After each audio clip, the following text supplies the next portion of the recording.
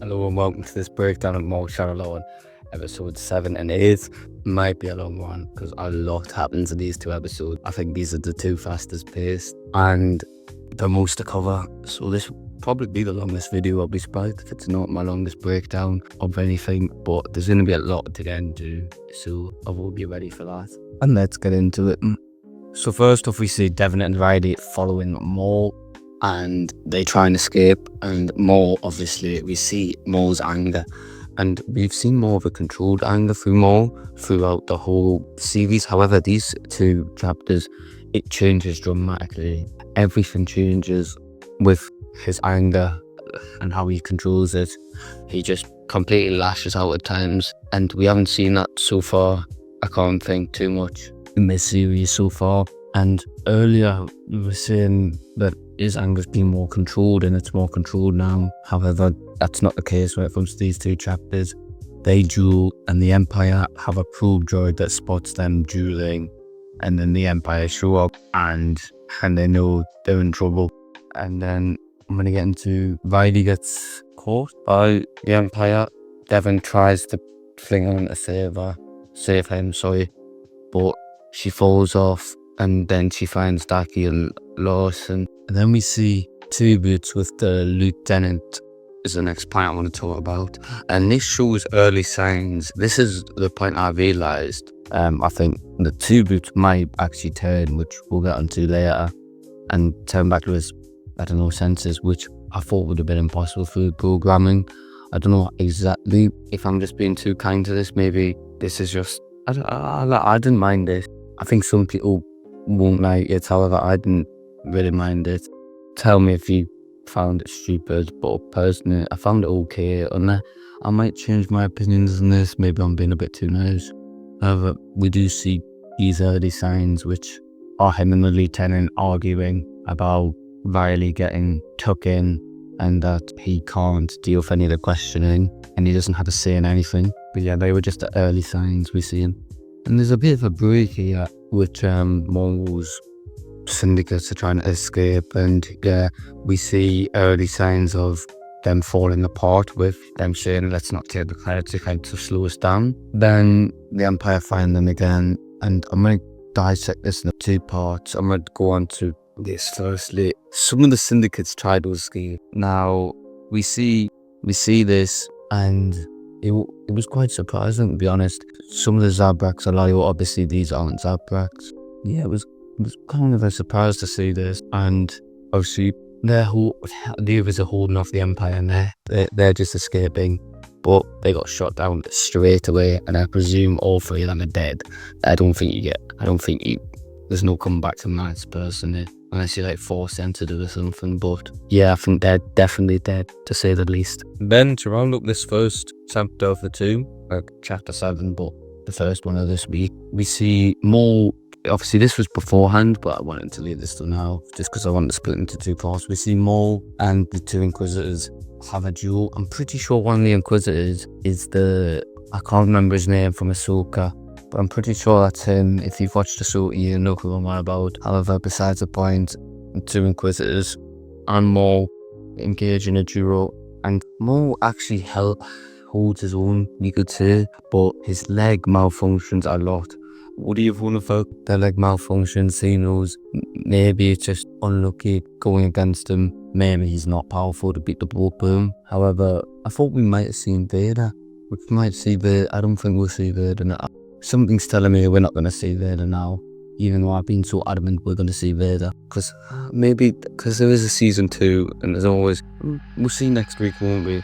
But I think if we're going to see it, we might see it in season 2. We might see Vader, but I don't know if we'll see the Maul Vader confrontation. But yeah, his leg malfunctions, which we've been seeing a lot throughout the series, and Maul does well. Obviously, I'm going into a bit of the next chapter here, but he does well to escape. Obviously, we see him piling down the rocks, and then the next chapter, we see him obviously end up escaping, which that's going to be my start of the next chapter.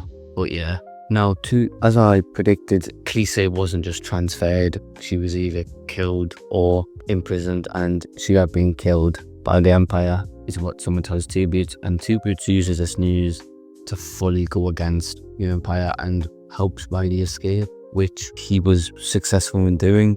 And I really like this scene because it showed these people that we didn't think that we expect to see these as characters, but like these two together escaping, like we thought would have been Darky, Devon, and Lawson. But it was Two Boots, and Two Boots kind of keeps going on about how did you know because they have my boots on. And then we see them reunite, and I'll get into that a bit later, what happens there, because that's later on in the episode. I'll just leave it there for now. However, this was quite fast, to be honest. We see Two Boots use stun instead of kill, so that shows a bit of empathy maybe towards the Empire. I want to give this part its own section because it's so well done. It's what we wanted to see. It's more seeing all the dark things of his life, seeing Savage's brother and his death. We seen Palpatine torture him, we seen Palpatine take him away from Savage and his brothers. We see everything Palpatine's done to him, and that's what comes back to my point I made about to start this whole show, that Maul's hatred for Palpatine might come just as much as his hatred for Obi-Wan, if not more, because he's done even worse things to him than Obi-Wan. Not that Obi-Wan did anything wrong, but that's how Maul sees it. Not obviously Maul's not exactly the best person in the world, but definitely he sees things in he just see things in a narrow-minded way, like a dark side user would. But we do sympathise with him because he's not as evil as some of the other dark side users, and he does have some kind of empathy. But obviously, at the end of the day, he is a bad guy and he's a dark side user. So yeah, we see parts of both really. I really like. We all wanted to see something like this. I presumed, I think you finally got something like this with Savage. I wonder if they'll bring him back without Sister Magic. Who knows? It's just quite sad to see Maul's character and that he wasn't always like a dark side villain, and he did get tortured from childhood, which is what happens with a lot of Sith. But it didn't happen with Palpatine. Palpatine is just always evil, and he always will be evil. And it just shows how smart Palpatine is at the end of the day, and how he uses everything to get power and just casts him aside, like he did with Maul, like he did with Dooku, like he wanted to do with Vader in Return of the Jedi. But yeah, that's all I've got to say for this part. I thought I'd give this part its own section. I really love this part. Now I'm going to get on to this part, linking back to earlier, which is Devon finds a transport and comes to help them escape. And then this chase scene they got after was quite... I enjoyed it personally. They managed to get away. Devon didn't do what Daki said and quite literally did the opposite, you could say. I guess I haven't watched it back because I'm just recording this straight after and just recording my thoughts. We see Devon go to max power and max pace when I'm pretty sure Daki said, I can't remember what he said exactly, sorry about that. And then we see they walk into a trap, which she had no choice, and then she ended up killing a couple of stormtroopers and then shot into the engines of the ship, and for we knew she could be dead. Who knows? I mean, she didn't have a choice. They managed to clock on Devon, and Daki knew that something wrong was up, and then she possibly sacrificed herself for their chances of survival and escape. I thought this part was really well done, to be honest. Someone who we trusted, because in the past they have helped Lawson out. However, she didn't have a choice. She went in through the Empire, and this was quite surprising. However, it was good for them to take a good risk here, and I really enjoyed this part. And we see Vario want to go somewhere and try hard out. However, she insists that they're going to wait for more, and more ends up showing up a couple seconds later, obviously. But this shows that Vario doesn't care at all about them, which we thought might have been the case. He just cares for himself, really. As we've seen when he tried to escape earlier in the last chapter, I didn't really go through. I didn't really think that does end. It's all part together. I just thought he realistically is in this for himself, and he just doesn't want to get killed by Maul or the Empire. Even worse, he's in a sticky situation. And yeah, that's what I've got to say about Vario, but I'll get into after I talk about this. They go to Demus's office because apparently the Empire wouldn't expect them there, which I guess is fair enough, and they're going to settle there for a while.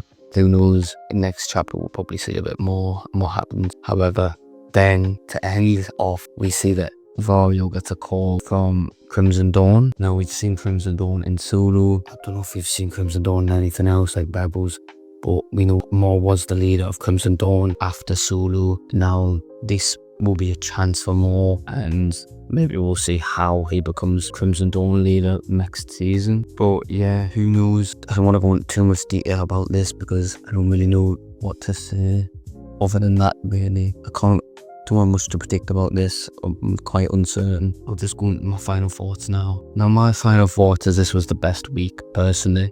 I'm going to have to say this was my favourite week. The non-stop action, which we thought we were going to get last week, but was a bit more... Was it last week? Yeah, Chapter 5 last week was a bit more slow-paced, but Chapter 6 was... Everyone knew Chapter 6 was great. We've seen a lot more Maul this week, and Maul definitely was the main character, you have to say. I don't think you could say anyone else is the main character in this 2 chapters. Edition of Maul Shadow Lord.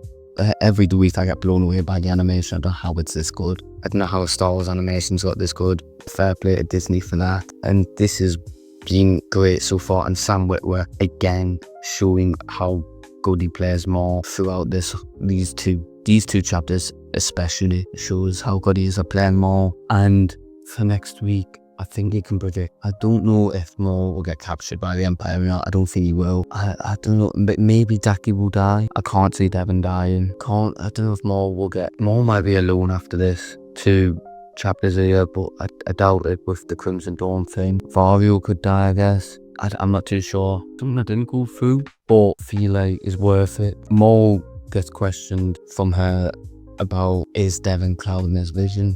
And we might see that a bit more, however. I think if Maul's being honest, Maul will know that Devon doesn't want to join, and however, we know dark side users, as I've been through, are tunnel vision, and they don't care. They don't care what the signs are. They don't care about their feelings. Nothing. All Maul cares about is Bevan being at his side. We might see Devon, Daki, and Maul fighting the Inquisitors. Who knows?